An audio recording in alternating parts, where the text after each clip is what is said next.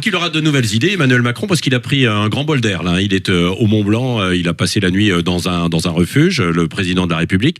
Il se préoccupe bien de l'écologie. Vous avez ce sentiment? Pour sa campagne électorale et pour la communication, tout à fait. Emmanuel Macron, il est un champion de la com. Vous savez, il se figure qu'il suffit d'être sur une scène avec un fond de scène vert et de dire je suis écolo pour que ça y est, tout le monde lui dise vous êtes champion de la terre. Ouais. Non, en quelque sorte, il faut regarder la Macronie à travers les actes. Raison pour laquelle aussi je parle de Tartuffe de l'écologie. Je vais vous dire qui sont les Tartuffes de l'écologie. C'est Madame Brune Poirson, c'est Monsieur Pascal Canfin, Madame Nathalie Loiseau ou Monsieur Stéphane Séjourné, qui hier au Parlement européen, à l'heure où tout le monde et tous les médias parlent du tournant écolo de Monsieur Macron, ont voté au Parlement européen un accord de libre-échange avec le Vietnam qui écrase tous les engagements de la France en matière climatique et qui va augmenter de 20 à 30% les échanges et le transport. Ces gens-là sont d'affreux Tartuffes de l'écologie. Je vous le dis, ils nous mettent en danger parce que à travers la communication qu'ils font pour leurs petites ambitions politiciennes, ils nous mettent à la bourre sur tous les sujets. La France ne respecte pas ses engagements. Là, c'est l'Europe. La COP. Là, c'est davantage l'Europe. Oui, mais vous savez que ça nous engage quand même, d'accord. Des accords de libre-échange. Donc, d'un côté,